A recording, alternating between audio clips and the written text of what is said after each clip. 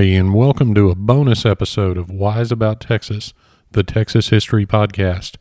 In our last episode, we discussed the big heavyweight championship fight between Bob Fitzsimmons and Peter Maher that occurred in 1896.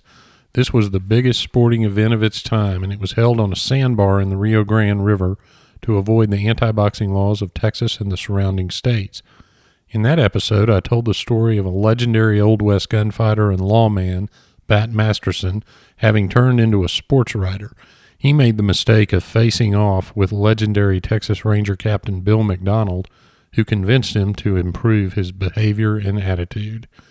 While I was researching that episode, I came across another story of a legendary Old West gunfighter getting mixed up in a boxing match. The connection to the Texas story of episode 8 is that the story I'm going to tell you today occurred in connection with Bob Fitzsimmons' next fight, which was held in San Francisco, California on December 2nd, 1896. Now first, let's go back to October 26, 1881. On that day, which was a cold one in Tombstone, Arizona, Wyatt Earp and his brothers Virgil and Morgan, along with their friend Doc Holliday, faced off against the Clanton brothers, the McClory brothers, and Billy Claiborne at the OK Corral.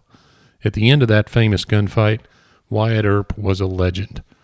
Now fast forward to 1896, and we find Wyatt Earp settled in San Francisco, California.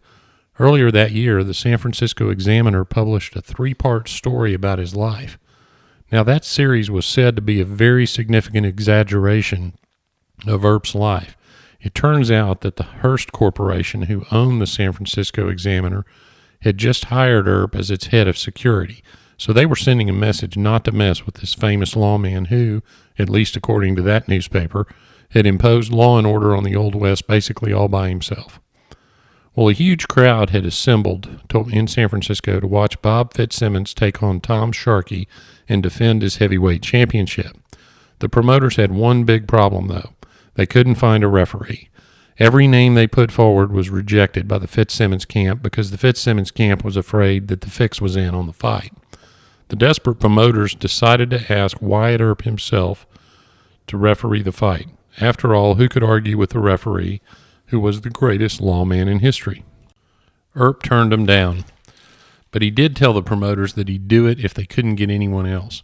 Now, this was the day of the actual fight, so as you might expect, they couldn't get anyone else, so Earp agreed to referee the fight. Earp entered the arena to massive applause from the crowd. Then he entered the ring. They figured out he was going to be the ref, and they weren't nearly as excited. When Earp took his coat off, he revealed a Colt pistol that he had in his waistband. A police captain seated ringside stepped forward to take the gun away from him in front of the whole crowd, and the fight proceeded. Now, in the third round, Fitzsimmons hit Sharkey with a low blow, but Sharkey shook it off and said he could continue. Later in that round, Fitzsimmons hit Sharkey with a big left hook, and as he started to throw a right to Sharkey's body, Sharkey stepped forward instead of backwards, and Fitzsimmons hit him right in the groin. Sharkey collapsed. The important fact about this low blow, though, was that the crowd couldn't see it. So Wyatt Earp immediately stopped the fight, disqualified Fitzsimmons, and gave the fight to Sharkey, and the crowd went nuts. Someone actually obtained later a temporary injunction against Sharkey collecting the purse. Earp was also fined $50 for carrying his gun. The other newspaper in San Francisco, not the Hearst paper, but the San Francisco Chronicle, kept running story after story just vilifying Earp for his awarding the fight to Sharkey. The paper dubbed him the Tombstone Terror. Before the fight, Earp was one of the most revered and famous men in America. Afterwards, he was just thought to be a crooked gambler or worse. It actually ran the famous Wyatt Earp out of San Francisco, and he headed to Alaska to look for gold. For the rest of Earp's life, he fought against that stain on his reputation that fateful fight had caused. There was even a term at the time for a crooked referee. It was called pulling an Earp.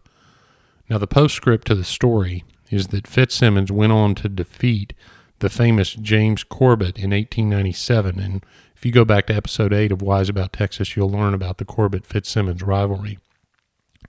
In that Fitzsimmons-Corbett fight in 1897, it's said that Wyatt Earp was there at that fight, but he darn sure didn't referee.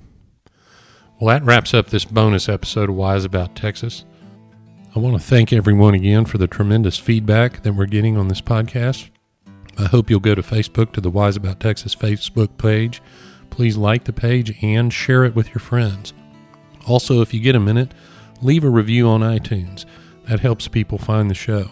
You can also follow the show on Twitter at Wise About Texas. So until next time, God bless Texas, and we'll see you down the road.